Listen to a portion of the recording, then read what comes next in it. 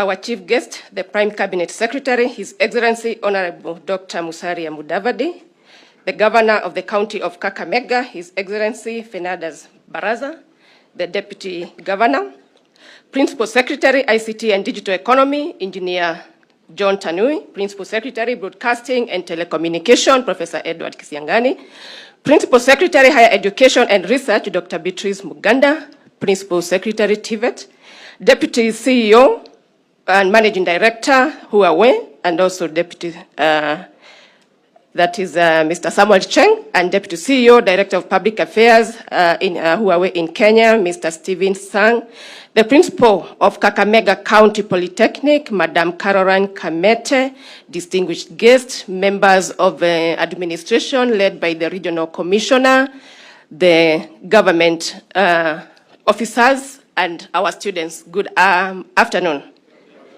It's a real honor to be here, Your Excellency. Let me begin by expressing my gratitude to each and every individual and group presented here in today's meeting. I deeply appreciate the time, resources, and effort you have invested to be here. Karibuni sana. We have seen a lot that has been done here, and really glad to see a lady reading. I was telling my colleagues, everywhere where there is a lady, you'll see this kind of progress, and would want to encourage more women to be in that positions, Your Excellency. It is an honor to lead the digital superhighway agenda for our country. This is a transformative initiative aimed at connecting Kenyan to the opportunities of the digital economy. Among its key components, the Digital Hub stands out as a cornerstone of this vision. These hubs empower our youth by providing access to the internet and other online services that we are rolling out. We already heard what our young people had to say. They are already making dollars, and I think that is a vision we had from the word go. It is our duty as leaders to ensure we double these dollars. It should not be $100 next year. We should be talking about thousands and thousands of dollars that is coming to our communities. As we work to lower the cost of devices, these digital hubs remain our most effective tool for reaching all Kenyans. They provide access to essential services. Devices equip individuals with valuable digital skills and offer high-speed internet, ensuring that no one is left behind on our journey toward a digitally empowered society. Excellency, distinguished guests, I see immense potential to the digital hubs as centers of innovation and inclusion. My vision for these hubs goes beyond providing computers. I envision a diverse range of equipment, including tools for creative economy, such as podcasting and videography, to gear enabling our youth to produce and monetize audio and video content. Again, we are saying we want to create jobs. We want to create jobs of high level, dignified jobs that our young people can do in this digital space. Additionally, I see these hubs as centers of accessibility equipped with assistive technology devices to ensure that people enabled differently can seamlessly access the internet and participate fully in the digital economy. These advancements will empower all Kenyans to leverage digital technologies for creativity, productivity, and inclusion. Distinguished guests, Your Excellency, when it comes to the services that can be accessed online, the most crucial ones are those that allow our youth to earn an income. The internet offers opportunities to enhance existing livelihoods, such as marketing and selling products or services online through social media, websites, or e-commerce platforms. It also opens doors to online job opportunities, allowing us to tap into national, regional, and international markets to make money from our skills. Notably, the benefits of the internet extend beyond just earning money. Being here at Technical and Vocational Education and Training Center underscores the transformative potential of the internet in enhancing skills, whether through online classes or connecting with mentors. The internet also provides access to critical services such as health, agriculture information, which can significantly improve livelihoods and lives of our people. Excellency, as more Kenyans gain access to these services, it creates opportunities for our developers to innovate, market, and sell digital solutions. This virtuous circle will drive the growth of our digital economy, ensuring that every Kenyan has a stake in its success. In line with this vision, a team from Strathmore University, and you had this before, in collaboration with Communication Authority, conducted an evaluation of the Digital Hub in Kakamega, which has been operational for the past year. Their baseline assessment conducted before the hub was established has been compared with the current impact, revealing significant positive outcomes. Notably, the Digital Hub has brought clear educational benefits, including increased enrollment as the TVET institution has become more attractive to youth. The addition of smart screens, computers, and online content has enhanced the quality and variety of courses offered.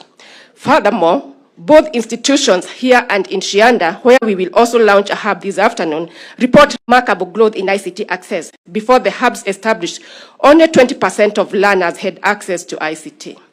This number has now risen to 80%, enabling the implementation of compulsory ICT learning as a common course for all students. This progress confirms yet the gain of digital infrastructure has the power to improve the quality of and access to education for our youth. We noted earlier that 70% of the youth in Kakamega, 70% of the population in Kakamega are youth beyond the age of 35. And these are the people we must support to ensure that they are getting into the digital space to create jobs, to create content, to ensure that they are progressing their livelihoods. The trainers and leaders in the TVET institutions have become more efficient, delivering high-quality services to students. Now courses have been introduced, such as an ICT training program, which has seen 20 teens mothers enrolled. These are testament of the gains that can be made when access to learning opportunities meet sacrifice and determination. And probably before I continue, should we be having teen mothers? No, we shouldn't.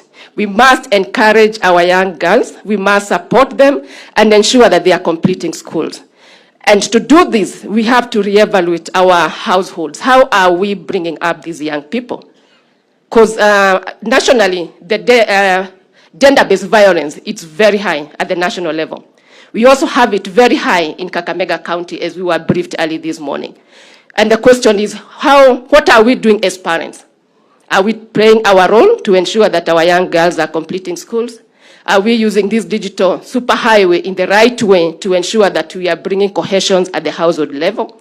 Because we are saying we are as good as we keep our household being. And that's why we must use this digital superhighway. As a government, we are committed to connect up to the village, to ensure that you have access to internet that is affordable at the household level, to ensure that we have digital services that the government offers wherever you go to a digital hub, whether it is in your house, in your school, in your local hospital, in your local chief's camp. We'd want you to have connectivity there and be able to access this document. And that's why we must be sure that we are using this for socio-economic development. Let's look at the digital superhighway as the transport system, the road system. That superhighway, we don't just go there to roam around, to waiting for anything to do. We use it when we are moving from point A to point B. And that's how we must link the digital superhighway. It is a superhighway to help you get your e-skills, do your telemedicine, do your e-commerce, get your kids to learn, exchange culture, because again, we must do that. We must ensure that our young people, they are learning from each other. We are learning from people from here, from Kikuyu, from Nakuru, from Isiolo. We must exchange culture. We must really go back to where we came from. The role of our grandparents, again, let us not forget that. With this gender-based violence, with these teen pregnancies, what role can our grandparents, our parents play to help us bring us our young kids? We realize that once you get to the digital space, you get lost, and you are as good as you are knowledgeable, as you are able to navigate through that. And that's why, again, we are talking as a government, we have to start digital household hygiene, cyber hygiene at the household level. That again, we are not letting our children to navigate through these technologies on their own. The same way we don't leave our kids in the middle of Nairobi and assume they'll get home. It's the same thing. You don't give your kids a digital device and assume they'll navigate and know what content to read, and finally in the evening you assume all is well. We must be vigilant to ensure that we protect our future generation. To continue, the community has benefited with many individuals using the computers and internet to apply for jobs. I think that is evidence. We have free Wi-Fi that covers the entire complex, has been transformative, with community members using their own devices for e-commerce and government services, among others. In fact, the availability of free Wi-Fi has directly driven an increase in smartphone ownership, as locals are now willing to invest in smartphones, knowing that they can access free internet. And again, it's about disposable income.